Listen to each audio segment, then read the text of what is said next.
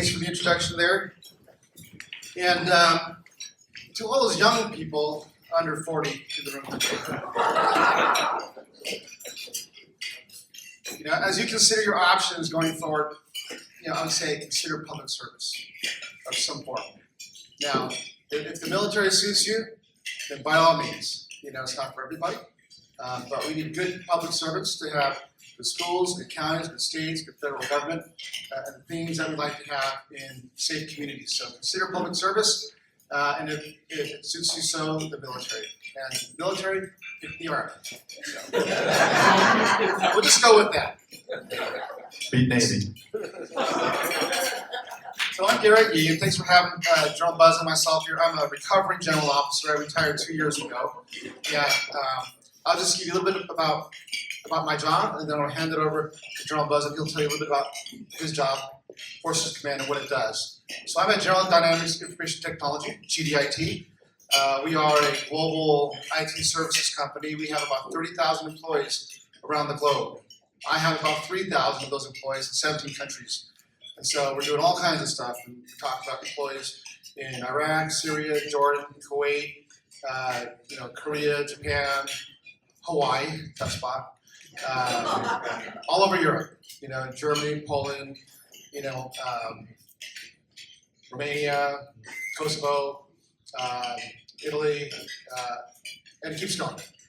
Just a lot around the world. So that does allow me to travel quite a bit. Last week I was in Germany and Italy, and briefly back here in the great city of Charlotte, as Alger would tell me. Dave is right. Although what we do largely is information technology and cybersecurity, and happy to answer questions about IT and cyber, we are in the people business. Whether in the military or the civilian world, we are in the people business. So thanks for making that point, Dave. I'm going to hand it over to General Buzza to tell us about your organization and what it is you do within that organization. Thanks, Gary. All right, so I'm Shane Buzza. I'm an Army Reserve officer. I've been serving about 36 years total on and off active duty. The last 5 years have been active. I just came from an assignment for 2 years. I worked in Korea. During the COVID period, I was working on a Korean compound with a 4-star general that oversaw all of the Korean units on the DMZ. That was really exciting. When I left that position, I came to Forces Command in September of 22. And as Dave said, Forces Command, we do train and prepare units for deployment all over the world. Right now, we have about 140,000 soldiers deployed in 43 different countries from all three of the components, active, guard, and reserve. Forces Command itself is the largest agency in the Department of Defense. We have 700,000 soldiers under our command. So I'm the chief of staff there. I make sure all the trains run on time. The commanding general is a classmate of mine. I'm an 88 graduate of the military academy. Drew Pappas is a 4-star, he's the CG, and he focuses up and out. He looks at how we're able, as the majority of the Army, to allow the Army leadership to see itself in a real way. Where are our gaps? What are we struggling with? What do soldiers and families need that they don't have? How do we manage the deployment time to the back at home dwell time? All those kind of challenges. So that's what the CG does, as well as just being in charge of everything. And then we have a deputy commander who keeps his focus down and in on all of our units. And I think it's important you understand the units that are inside of Forces Command, those 700,000, it's all of the regular Army combat forces that you can think of. All of the tank units, the aviation brigades, the engineer units, and the MPs, all the medical. We own all of the Army Reserve, all of the Guard. We have the training centers, the National Training Center in Fort Irwin, and the JRTC at Fort Johnson, Louisiana. We also have the Security Forces Assistance Command, which is a relatively new command that stood up and has units deployed across the world that are partnered with our friends and allies to help build and advise their nation's militaries. So that's what ForceCom consists of. I've been the chief there for 2 years. I'll be about 1 more year, I think, and then we'll see what happens after that. Hey, great. So we're going to kind of take you a little bit around the world. We're going to start with Southwest Asia, and then we'll move on to some other geographical command area of operations, maybe Europe or maybe the Pacific. So we'll start with Southwest Asia, where I currently have about 140 employees stationed in Iraq, Syria, Kuwait, Israel, and UAE. It is a dicey time right now. Every day I get a daily update as to what has happened in the region and an accountability of all our employees. We had 2 attacks last night on our bases where we had employees, and they're all okay. Unfortunately, for the most part, maybe they're bad shots. They don't have good aiming, but we do get attacked almost daily. Sometimes a couple times a night. They typically hit us. But I just say that to let you know how real what is happening in the Middle East is today. One of my employees, videotaped, an attack in Israel a couple weeks ago, and it was like the 4th of July. All you saw was just, rockets and flares and, indirect fire exploding. So that is really a real thing that's happening out there in the Middle East. And so I'm going to ask General Buzza, from a Forces Command standpoint and a deployment of troops standpoint, what is the U.S. doing? I just covered a whole bunch of areas where, it's not a single conflict. What's happening in Israel is not exactly the same thing that's happening in Syria and Iraq. Although there are some threads that there may be, common, there are different things that are happening. So what's America's Army doing? When we talk about engagement, and I really appreciate the audience and your interest in international relations, global security, national defense, and I think everyone comes from probably a little bit different background and knowledge or expertise in that area. When we talk about the Middle East, and as we go around, we'll maybe hit different levels of analysis, but really the way that we frame it is strategic, operational, and tactical levels of war as we analyze things. And we'll probably keep this at the strategic and operational as we talk about the Southwest Asia. And there's 3 areas in particular that I would like to kind of pick on right there, because we can talk all afternoon on just that. We'll look at Israel, Iraq, and Iran. So Israel, obviously a really staunch ally of the United States. Obviously, we condemn the attacks from what happened in October last year, and we'll stand by to support them going forward. That's been our policy, and we'll continue to do that.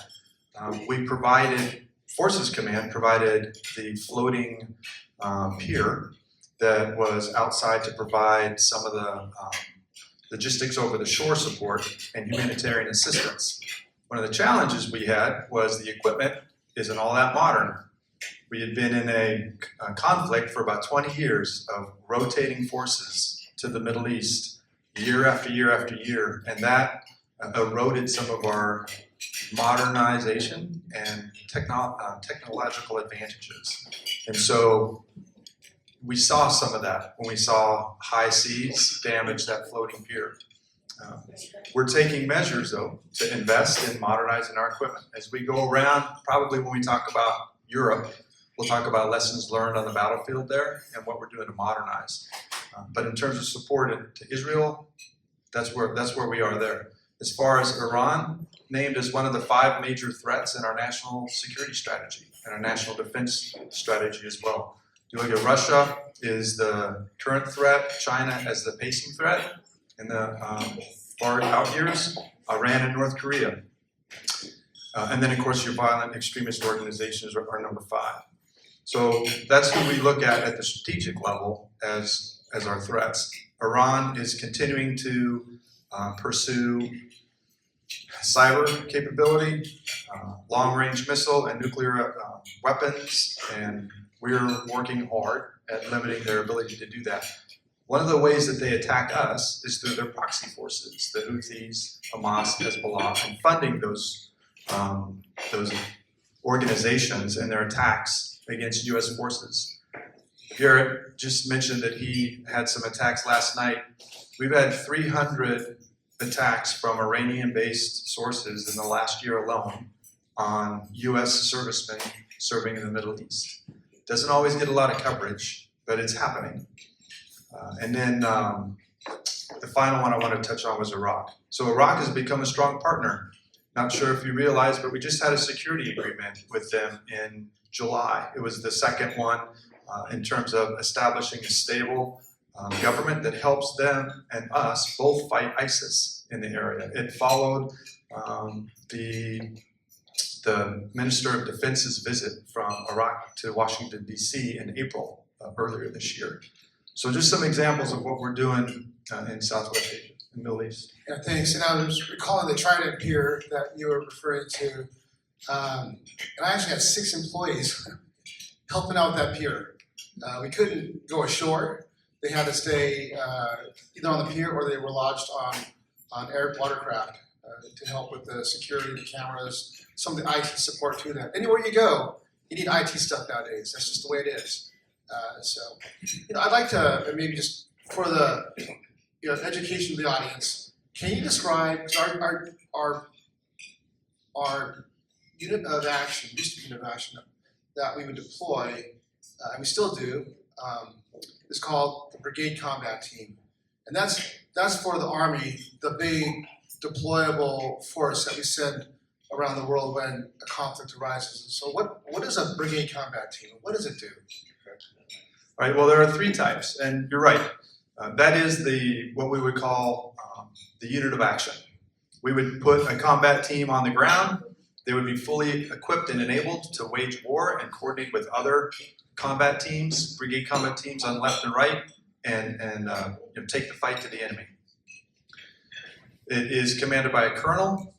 Typically has 3 battalions underneath it. They're each about 500 to 600 personnel. And the type of brigade combat team was different for the environment required. So let's say you are in Europe and you've got a large swath of land. You're going to want armor, you want tanks maneuvering against the enemy because they've got tanks. You're not going to do that in the Pacific. You're probably going to have striker brigades. Strikers are wheeled armored vehicles that are lighter, they're more deployable, and you can get them from island to island or from a location that's not as it's not on land massive, movements and maneuvers. So then you also have the infantry brigade combat team, which is perfect for being up in the mountains.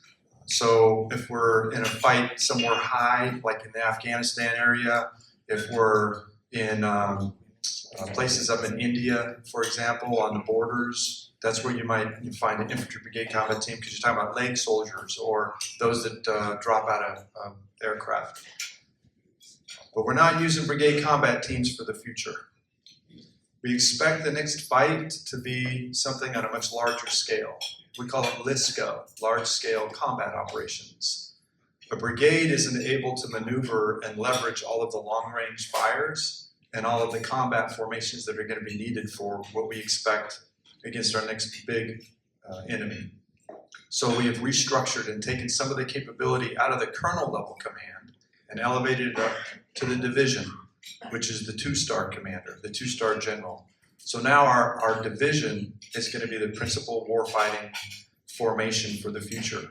And as we train those divisions to be better at fighting war against a peer enemy, they're becoming more proficient at integrating brigades on the battlefield to bring swarm and mass against the enemy. Yeah, thanks. I asked that question because we're kind of close to Fort Liberty, home of the 82nd, right? And it's down trace brigades, which are infantry brigades, airborne infantry, airborne division, and part of the 18th Airborne Corps, which is an airborne corps. So you may have heard of them, because we live kind of close to them from here, and wanted just to give you that little nuance. Let's go over to Europe. We mentioned Europe. A different fight in Europe. Yes, there's a fight right now, and there's a lot going on in Europe. All the media attention is on Eastern Europe with Ukraine, with the invasion. But there are other things happening as well, what we call those flashpoints. And at any given time, one country may not be happy with another country, right? And it may be an economic thing, it may be a cultural, or it might be what you name it. But right now the big focus is Eastern Europe, Ukraine, and what we're doing to support that. Those countries that are in that region namely Poland, Romania, Hungary, that whole region there are kind of on pins and needles, right? What's going to happen, right? And we just had an election. Someone asked this question, General Buzza, because I know it's maybe on your mind. You may have heard that, the new administration may have said we're in 24 hours. You may have heard that the support changes than what it is today. So General Buzza, and I have a bunch of employees in Poland and Romania and Hungary. What do you think will happen now that a new administration is coming in? So, I have the crystal ball, so I can just tell you. It's obviously it's speculative, and we talk about what the possibilities are. While it's very, very possible that the incoming president, could get a signature and an agreement to cease hostilities, there's always the physics involved of the logistics of withdrawing forces. That's just the physical part. The other element that becomes a challenge to actually implement a peace treaty is all of the budgeting that goes into and planning and deployment process. It's like trying to turn an aircraft carrier. It takes time. So there won't be, if the president gives the order and it comes down through, it's legal, ethical, moral, it's going to be followed and no one's going to slow roll it. It just takes time to implement through process to begin reversing and redeploying forces and downscaling deployments and whatnot. But I don't know, and I can't predict really where that will go, because the enemy has a boat. It's something that we have, we say in the military, the enemy always has a boat, and no plan survives first contact. That's the old Mike Tyson thing. Everybody's got a plan until you get punched in the mouth. And so you can't really predict it. And Putin is he is a wild card. So we think that we know what he wants, and he's been very successful at continuing to wage war of an attrition type. Really, it's an attrition type warfare. But it's cost him dearly, 300,000 people at least so far. But they've shown the ability to regenerate combat power, ammunition stockpiles, and repurpose T-72 tanks at a capacity we just didn't expect. So is he going to continue to push for more land in Ukraine? Don't know. Will we continue to stand by? My hunch is yes. We will continue to stand by and support, because it's not just about Ukraine. It's about the freedom of all their other partner countries right next to them. That's a great answer. And I was just meeting with the Strategic Assistance Group for Ukraine last week in Wiesbaden, Germany. And what they're doing is planning for both scenarios, planning for continued, operations, and then planning for potential drawdown of support. Now, with that said, that's U.S. support. There is a coalition of nations, not just the U.S. So if the U.S. were to draw down our support, that coalition continues, that support. So we are a big part of that, but just know that a lot of hard planning is going on, hard planning is going on for either scenario going forward. And one of the challenges is communication and IT and cyber and being secure. As some of you may recall, a couple years ago when Crimea got annexed, there was a big cyber play by the Russians that really caused that portion's military to be ineffective, and they got slaughtered. So IT cyber plays a lot into today's war. That's just a little bit of Europe right now. Let's go over to the Pacific, where I know you spent a lot of time, General Buzza, in Korea in particular. And there's a lot of things going on in the Pacific as well. There's China and Taiwan. There's North Korea, South Korea, and we were talking last night. North Korea, as some of you may have read, or heard, has now sent troops into Ukraine, right? And what that does is escalates that conflict, right? Up until then, it was what you might call passive support. You know, we were helping with some, supplies and munitions and stuff for Ukraine to defend itself, right? But not sending troops on the ground. Now that North Korea is sending troops on the ground to help Russia, you're kind of up in the ante, right? And so what you're seeing is potential escalation of war. Starts off as one thing, and then it becomes something else over time, unpredictable, right? And there's time for that.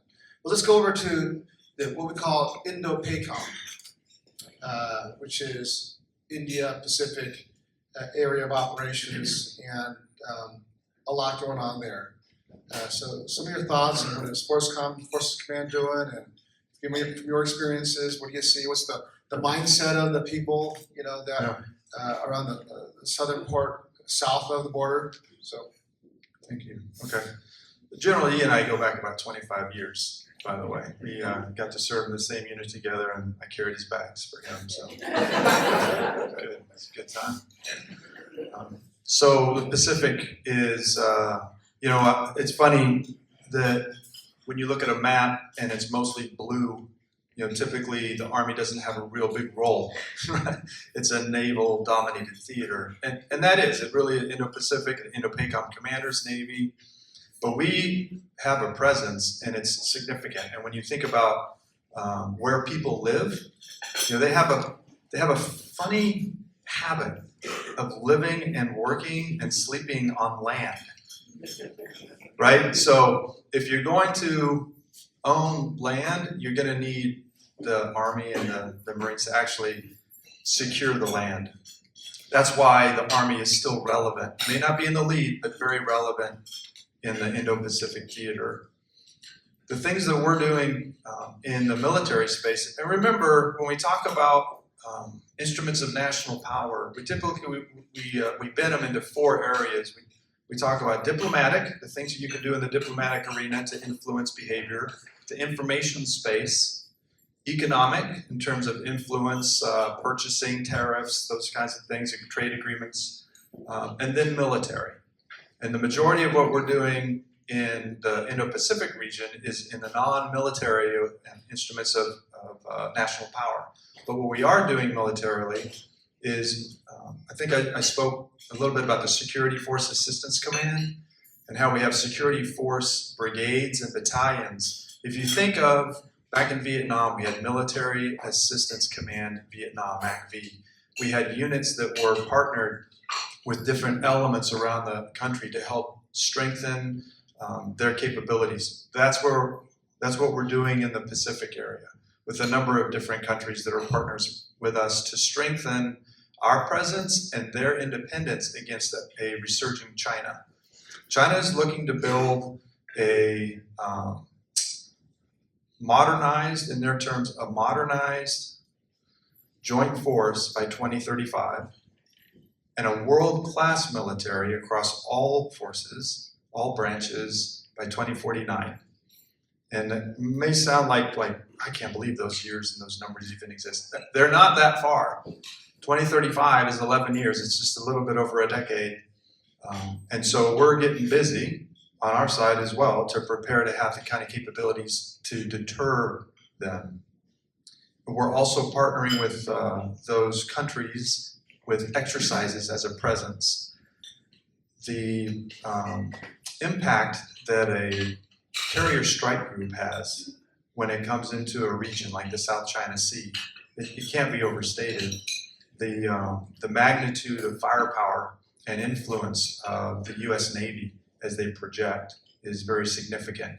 While they're there, we do partnered exercises in a joint environment with Air Force, U.S. Air Force, and Marines. We do these, there's about 40 of them every year. So just the presence of exercises with a number of different countries that are partners with us show the strength and our resolve for our allies in the Pacific to deter China from continuing to try to erode the first and second island chains, independence and defense.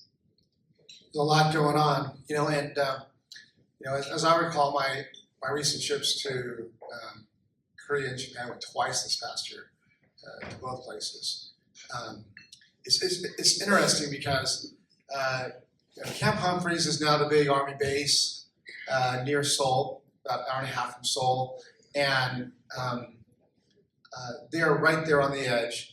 And every day, you don't know what's going to happen. You don't know if there'll be an international incident, someone runs across the border, and then what can happen. And in no time, something small can turn into something big, right? And it's the job of our military to always be ready for if and when that happens. No one foresaw the invasion of Ukraine, really. It happened, right? Or what happened in Israel. It just happened, right? And so you can't let your guard down. And there have been service members who spent, what you call the interwar years, a full 20-year career, never went to war, but no less stressful because of having to be ready for when something will happen. It's not if, it's when, right? And we thought we were done. We were out of Iraq or out of Afghanistan, we're good to go. All of a sudden, stuck in Israel, stuck in Ukraine, right? Just like that. And anywhere else around the world, including the Pacific, something's ready to spark. And that's that little space between China and Taiwan. That's that DMZ between North Korea and South Korea. And those aren't the only places where there are things happening. Maybe you want to share some of the other places where we would consider hotspots in the Pacific. Thinking like Guam. Indonesia, yeah. Yep. We have right now we have a very specific and directed defense of Guam for what we think is going to be one of those layers of defense. You've got the India-Pakistan border. That's definitely a hot spot. It continues to be a friction point. Those are the two that come to mind. Well, this stuff in the Philippines, Yep. at any given time, Indonesia, at any given time, but they're below the radar because North Korea and the Straits of Taiwan get on because yeah, so a lot going on. All I have to say, and so we kind of take you just quickly through Southwest Asia, through a little bit of Europe, and a little bit of the Indo-PACOM area of operations, and maybe we can talk some lessons learned that we've seen so far in those areas where, since the departure of our time we're still in the Southwest Asia, but since that time, what are we seeing in terms of IT, innovation, et cetera, on the battlefield? I think a good example, we can kind of drop from strategic and operational now down into a tactical exploration of what we're seeing in Ukraine and the Ukraine fight. We know this was a validation of an assumption we had when we were looking at what was possibly going to be a large-scale conflict in our future. And the Army stepped back and said, we need to do an assessment on how ready are we, what kind of capability gaps are there for us to go fight against a near-peer or peer threat. TRADOC, the Training and Doctrine Command, took a look at that and came up with 17 LSCO gaps, is what we call them, large-scale combat operation gaps in our capability. One of the things that we realized was our command posts were too large. So we were talking about the brigade combat team, right? That's about a 1,500 to 1,800 personnel unit commanded by a colonel. And the command post would occupy a place about half of the size of this, maybe even larger, of this banquet room. And it had computers all along the walls and generators outside. And it was stationary for weeks. It wouldn't move. Think about the electronic, the EM spectrum and the signal that transmits and how survivable that is. Not at all. Because you can sense it. If you can sense it, here's one of the principles of future warfare. If you can sense it, you can kill it. And we're going to be under constant observation. Unless you move and you're agile, you're going to be a target. So we saw that unfold, and we're seeing that unfold in the Ukraine conflict. The Russians can see and identify where the Ukrainians are, and and on the other side as well. So they move. They move a lot, and that's one of the things that we validated in assumption was smaller command posts, reduced electronic magnetic signature, and more mobile command posts. So we're seeing that not only in Ukraine, but then when we tested at our training centers with our transformation efforts, we've identified a few brigades where we're taking the latest technology and we're giving it to soldiers, we're putting it in formations and we're testing it on the ground in our training centers and seeing how it works. For example, we're using AI and machine learning coupled with drones to do object recognition. So what does that look like and why does it matter? When the enemy or your adversary has a dozen drones coming in at you, you can't always necessarily see them. You can't rely on a soldier to sort through and identify all of the ones that are the threat or not.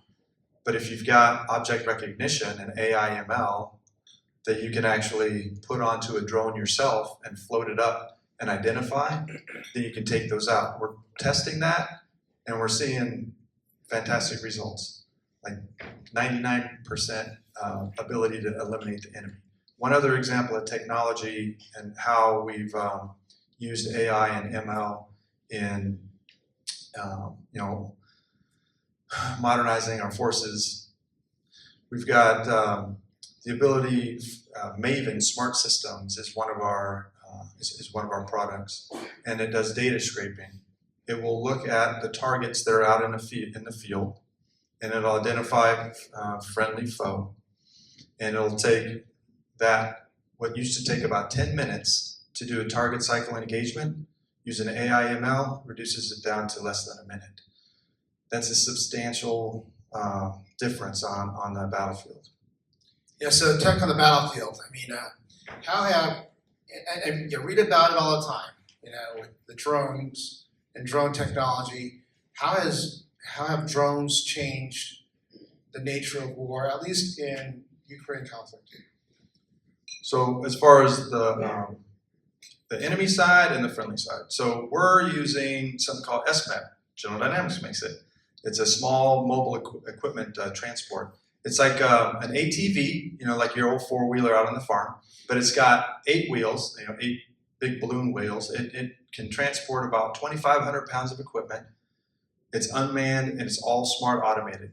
It's like Elon Musk's taxis for the Army. You can load it up with lots of equipment and you can push it out and it will go wherever it'll self-drive, it'll take the equipment to the field.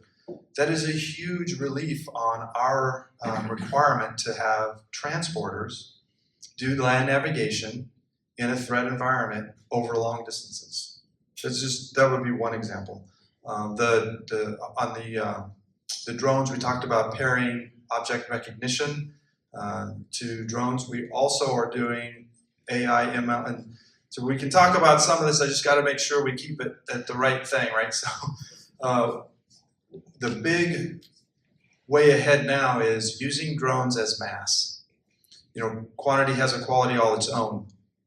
The more we can do 3D printing and additive manufacturing on the battlefield to create lightweight drones that can communicate with one another, that can swarm, the more we can confuse and create multiple dilemmas for the enemy. And so that's another, it's aspirational, but that's one of the things we're doing in development. Yeah, and we can see so much more on the battlefield than we ever could before. We used to have these high, loitering UAVs, UASs way up there, and now the drones. I mean, you hear about the very inexpensive drones being able to do things we couldn't do before, and to carry ordnance and literally take out a tank or an armored vehicle, which is something that maybe in the past wasn't thought of. Right, and so because we have it, we're also concerned that our enemy can maintain or obtain some of the same type of capabilities. And so there's no way we can operate with these large command posts like we did in the past. So now we've got them on small vehicles, and we're moving our command posts multiple times in a day. We're using communication systems that are detectable and are using multiple waveforms and multiple communication systems. We're also remoting out, say 200 meters from a command post, building an antenna farm, and putting out decoy command posts that look like that's where we are. The enemy will target it. And we're seeing a lot of success at our training centers when we go against our OPFOR and using those techniques. So what we're talking about now, if you follow this conversation, is that how we fight is evolving based upon technology. Right? So whether we want to or not, we have to embrace technology in the military. We have to modernize. We have to stay, ahead of where our adversaries are. And as we adapt, so does our enemy, right? As we get better at something, so does our enemy. And they say technology it's always a dual-edged sword, right? With advanced technology comes advanced risk or vulnerability, right? And we'll go way back before, many of us in this room maybe were born. We didn't used to have car seat buckles. We didn't have seat belts. Cars didn't always have those, and you weren't required to wear them. Back in the 70s, when I was growing up, we had seat belts. We didn't use them. And then at some point there was a law that said you have to wear your seat belt or click it or ticket, right, whatever. And now seat belts are mandatory. Well, with seat belts, you can go faster and survive a crash. So cars are going faster because we have better safety. They have airbags. Okay. So we go faster, right? So you go faster, but then there's the risk of danger. But then we pat ourselves with airbags and seat belts, and we go even faster, right? And if anyone watches motorcycle racing, they have these vests or jackets that are they're essentially airbags. When they get launched off their motorcycle, they poof up, and then they survive, so they can go faster, right? Well, that's kind of how it is in the military. With each advancement in technology, there was increased vulnerability, right? And here's a simple example. Some of you may have gone through, Iraq, Afghanistan, with the whole improvised electronic device, the IEDs. And initially, they were a bunch of unused ordnance, like a unused .155 round, some sort of thing that explodes. They would kind of bury it, by the side of the road. And when the vehicle would come by, they had a wire attached to that thing, and they're standing behind a tree, and they click, they have a little clacker. They clack it, and they blow up, right? That's what we call command detonating. Somebody with a wire connected to that bomb pushed that button, and it exploded. So then we started with our convoys, going along the side to look for wires, right? And that saved a lot of, U.S. service members because we were detecting these before the convoy came. So then the enemy went to wireless. They used old cell phones to detonate those things, right? And so now our folks are getting killed again. So we adapt by using the Navy. The Navy has these electronic warfare officers that put on our vehicles these devices that kill all signal, all that within a certain radius, so that as the vehicle would go through, they couldn't, set off that bomb through a cell phone or some remote device, right? So then they went back to wires again. But what we saw was this evolution of an adaptation of each other, us and the enemy, always up being the anti somehow. And then we saw those IEDs become more and more lethal, primarily as a result of Iran's influence in technology. So then we built our vehicles to have a V shape in the hull, so that our vehicles would be more survivable if hit by an IED made, influenced by Iran's technology, right? So all that to say is technology plays a big part of our military. Has been, does today, and will be in the future. Our challenge going forward, though, is how do you stay ahead of the adversary? How do you stay ahead of the enemy? How do you stay ahead of China, calling them out, doing corporate espionage, stealing our plans and secrets to make things that look like our F-35 aircraft, or you name it. Things that we built with our intellectual property, and now they take it and they build it and they've done all the work. So that is a real challenge that we have today. But just the whole idea that technology is such an important part of our today's military. As we modernize, there's going to be so much more that maybe folks in this room, going to school, going to college, maybe you will help come up with some of those solutions that will make our military more safe. So anyway, just your thoughts on what you're seeing modernizing forces commands footprint. We're doing something called continuous transformation, and it's really 3 time horizons. We have an immediate fix we need to do now over the next 12 to 18 months, and that's called transformation in contact. We've identified brigades, and we're fielding the latest equipment for them to use now, test, try, use it in the field, deploy with it, see how it works, tell us, give us feedback. We're talking about small drones to counter-drone warfare to the latest shoulder-launched anti-air defense technology, short-range missiles, a whole bunch of different efforts to modernize our formations, and then just tell us, how's it working? And then we iterate. The next phase is really over the next 5 years, a deliberate transformation process to get the Army structured for its future fight, which we expect is going to be against China if we aren't successful deterring.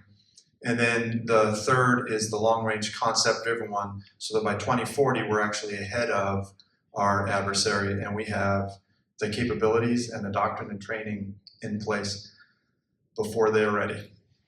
I will say about technology versus the human dimension that my philosophy and my experience is that when you have 2 opposing forces that are near equal in their technological development, maybe one has a slight advantage over the other, the one that tends to win is the one that has the most disciplined, trained, and effective soldier and NCO leadership. It cannot be understated. The will of that organization and the ability for that formation to fight with a purpose because of what they believe in tends to be what carries the day.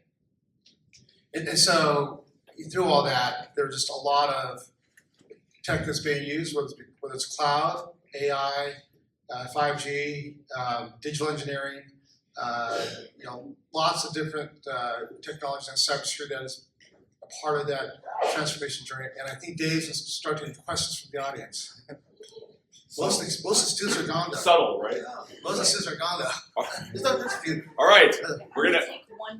That's all. I'll use my Navy voice. So we're gonna do questions. Remember, I have rules to questions. So first is stand up. Say your name and where you're from. All right, and then the second is all questions end in a question mark. So no long monologues. So state who you are, where you're from, and end it with a question mark. So who do we have first? Oh yeah, first. Yes, sir. Generals, thanks for coming out. I'm Frank Van Buren. We talked a lot about the evolution of technology and everything from cyber to hypersonic to drones. But when you talked about the organization from a brigade combat team to a division, that seems a little out of whack from what I would think the future of war is going to. Smaller units, less of a footprint, as you talked about, the combat centers, the command centers. Am I missing something there? Why did we go from brigade combat team to division? Yeah, I left that out. So thanks, Frank, for the question. We're one of the units that we're building right now is called a multi-domain task force. The multi-domain task force is an organization of anywhere from 350 to 400 personnel, and it integrates those long-range precision fires, hypersonics, those type of capabilities. And we're experimenting right now at which echelon is it appropriate to put that unit for max effectiveness against a peer threat. Is it the division? Should that division commander be the one who drives the multi-domain task force and the other divisions coordinate for that kind of capability to fire forward? Because division will remain, it still has its own division artillery and has its fires capability. So the division will be the one that integrates the targeting fires cycle. So we think, well, it's possible that the MDTF should be there. Maybe though, because other divisions will have to coordinate laterally with that one owner, we should raise it up to the Corps and the Corps headquarters. So the Corps is commanded by a 3-star. That's the one that is over the divisions. So that way, not one division actually owns the MDTF for all of its like long-range precision capabilities and hypersonics. All of the divisions would coordinate for that.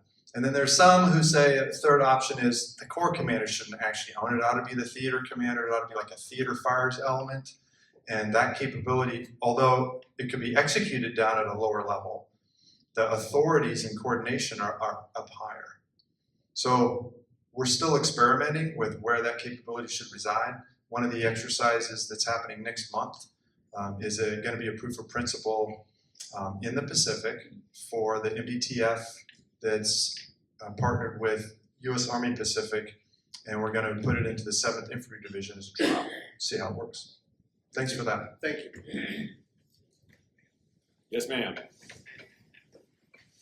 Palisades. Yes, sir. Good afternoon. My name is Island Gibbons. I'm a 9th grader here at Palisades High School. And as somebody from Guam, and I still have family there as well, I was just wondering, how do you plan on implementing some of your actions while still maintaining peace on the island and protecting much of the sacred grounds there, especially considering there is such a small amount of land to work with? Technology people. Yes. Thank you. I missed your name? It's Island. Island. Thank you. Thanks for the question. It's a challenge, right? Because we're talking about a small footprint and we're talking about protected areas that we've got to honor. What our intent is through a robust aerial defense system. And I didn't really talk about that too much with Israel, but we really focused on the floating pier. But to help partner with Israel and for the Pacific as well, we have a lot of capability in the air defense realm. And so I expect, and I've sat on a couple of strategy planning sessions in the last 18 months on the Guam defense strategy, using air defense capability in that area. And that takes up a very small footprint, but it can have a significant coverage when you talk about THAAD and other air defense capabilities that we have. Does that answer your question? Yes, thank you. We'll go right here and then in the back. Thank you so much. My name is Paris Kopsoftis from Chicago, but just recently moved here to Charlotte. I'm very happy to be here. Thank you for your service and for all the veterans to be here. There was a lot of things that were thrown at us. A lot of things I didn't understand, acronyms, everything like that. But I will go back to the 55-mile-an-hour speed limit. I kind of got that, right?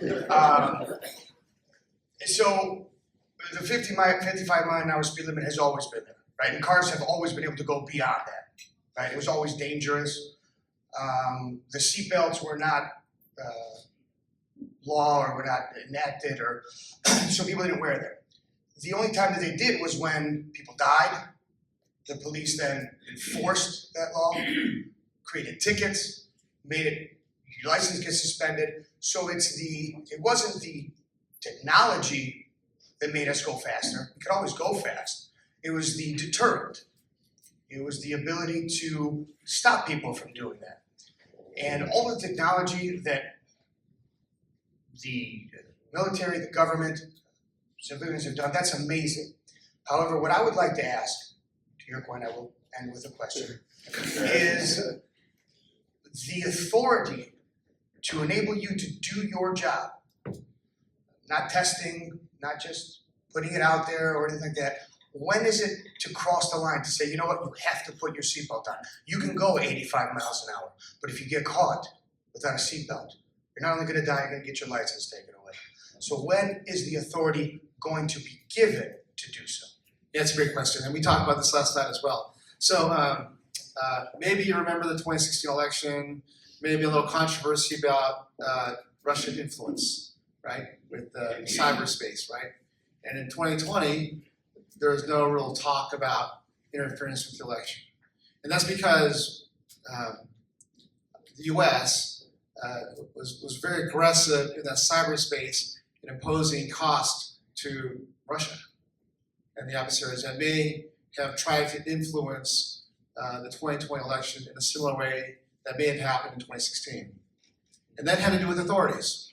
That had to do with the authorities from the White House being passed down to Cyber Command and NSA to be able to do what they had to do to counter that threat in cyberspace. Easy example. There are other examples that we have to work through, which is artificial intelligence and the use of AI in what we do on the battlefield. An example is we would today not allow an automatic return fire to an adversary if we know that there's incoming fire without a human in the loop. Although we have the technology to be able to, there's a point of presence, we can return fire. We will not do that automatically today. There has to be a human that says that's a legal target. We can hit that target, and there's usually a lawyer in the room when we strike to make sure it's a legal target. So those authorities come through. Sometimes they take longer than we'd like. We'd have liked to have those authorities for the cyber stuff years ago, but it finally came down before 2020. So those are a couple of examples of that friction between capability and the authorities granted to be able to do what we think we have to do. Good question.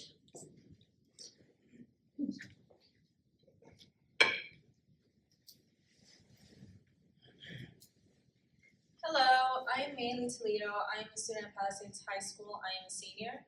With the increase of artificial intelligence and technology, would that reduce the amount of people that would like to join the U.S. military? Would that reduce people wanting to join since more technology is being added and it's taking kind of some jobs away from people who want to join it? I'll answer that, and I'll let Shane answer that next. I think you want to join the Army, right? Yeah, she's the Army one. So I'll say, at least in the Army, and it's very true with other services as well, generally speaking, there are so many different types of jobs. 240. Yeah. We have doctors. We have veterinarians. We have a whole medical series of occupations. We have firefighters. We have construction people. We have people that build houses. We have carpenters, plumbers, electricians. We also have technologists, people that work in technology, which is actually very appealing to a lot of young people that grew up with tech. People like Buzza and I, we had like the Sony Walkman growing up. And I know you don't even know what a Walkman is, but that's what we had growing up.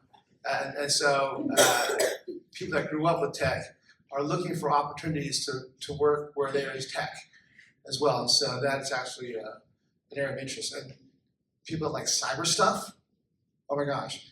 You can only do cyber stuff, offensive cyber, where you're doing like real hacking. You can only do that if you're in the federal government. So that's kind of cool for some young people to be able to do that stuff legally. Yeah. But thanks for your question. Do you want to say anything?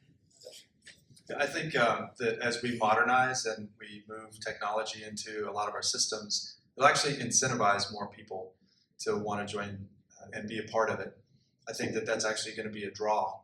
It's going to be a big appeal because we're already a values-based organization. Loyalty, duty, respect. It's a calling to something much bigger than yourself. It gives you a really sense of purpose.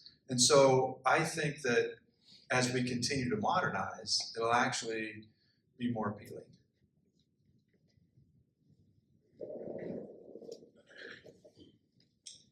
Hi, my name's May. I'm a student at Central Piedmont. My major is pre-nursing. And my question for y'all is, in recent years, political tensions have heightened rapidly. What safeguards should be put in place to ensure the military remains a neutral force, even under extreme political pressure or divisive rhetoric from leadership? Thanks for the question, May. We are by nature, we're an apolitical organization, and we as people, we may have our own personal beliefs, but we swear an oath to the Constitution. And we swear that we take it freely, and we take that without any reservations or purpose of evasion. We don't have an oath to any one party or person or any particular philosophical idea, except to support and defend our Constitution. So as long as, and for time eternal, as long as we've had the military, we're going to be 250 years next June will be the Army's 250th birthday. We've always stood true to that commitment to support and defend the Constitution. When the orders are legal, moral, and ethical, we follow them. I think that oath to the Constitution is what keeps us, that's our beacon, that keeps us straight. That's not to say that there aren't issues. The Army alone is like 1 million people. So it's still a microcosm of society. And when there is evidence of something wrong happening, then leadership comes down and says, hey, not okay, we do our best. Not perfect, but we do our best. We'll do one more question. I think, May, the question you're getting at is, what do you do when a order is unethical but legal? And I think that's in the future going to be one of the challenges for people to sort through. Blake, we'll give you the last question to close us out. No pressure. Okay. Hoo-yah! Thanks, Doc. Blake Moore, Veterans Bridge Home. Thank you very much, gentlemen, for your service and sharing your time today. Tying back to Island's question and then also the one about technology, as an Army officer who joined in 2006, we were sort of learning coin simultaneously. Some of our battalion and brigade commanders trained under a previous sort of threat profile.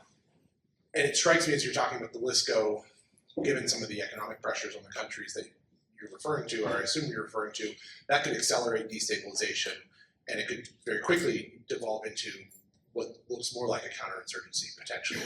Is there any discussion, and how does that generational differences between senior leaders like yourselves, my generation of leaders now, cohorts are becoming lieutenant colonels and colonels, I could see some strengths and I could also see some challenges. And is that too far afield? And if we're accelerating so much technology and so much of these battlefields it took to go from the Cold War to the GWAT, right? How do those things intertwine? And so does that that leadership differential, how does that strengthen us, or how does that potentially pose a risk?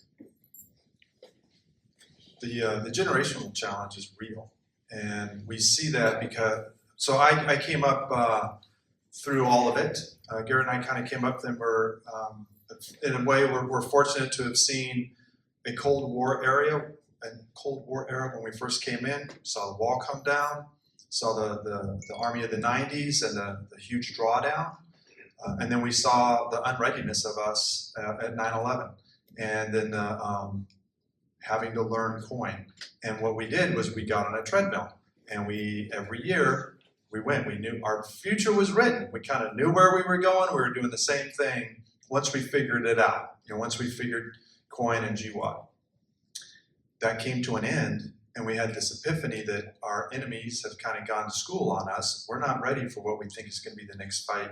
And we have a generation of people who don't really know and never learned what we used to call air-land battle, and what was a major army that was in Europe, ready to defend the Fulda Gap, and didn't really know how to train themselves.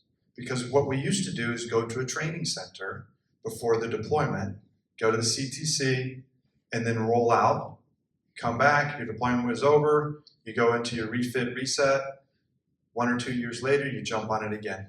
But you didn't have to train your own formations. And we have a generation that's like that. So it's it's ForceCom's job at this point, and we've taken it to heart. Engaged leadership, teaching soldiers the basics, back to fundamental discipline, fundamental squad and platoon tactics, do things smooth by going slow first. You go slow to go smooth, smooth is fast. So that's what we're doing to train these generational leaders at the battalion and brigade level to train their own formations. But it's a challenge. It's a challenge to get leaders who didn't have to be engaged with their soldiers for really the last couple of decades to understand that it's critical to do that now. But we're doing it, and So every time we say we're pulling out of the Middle East, you get pulled back in, right? And right now it's hotspot once again. The decision to go to prepare for large-scale combat operations, which requires like tanks and things, requires an investment from our military in the out years to get there. So we have a national military strategy that says, hey, we need to prepare for large-scale combat operations. You need to invest in those capabilities, right? And although, we had MACV World War in Vietnam, and said we'd never do it again, we were doing something very similar, in the Middle East, right? And we're saying today, we're not going there because we're going to LISCO, we're going to large-scale combat operations, but we'll probably get pulled back into some of that other stuff like we were doing in Afghanistan and Iraq. And that's what those SVAB security forces brigades are kind of set up to be able to give us a hedge on that. But it comes down to national military strategy. What do we have to prepare for and make those investments? And there's a budget piece that's involved in that, and that's why we'll probably come back to coin stuff at some point. Gentlemen, thank you for the time. Please join me.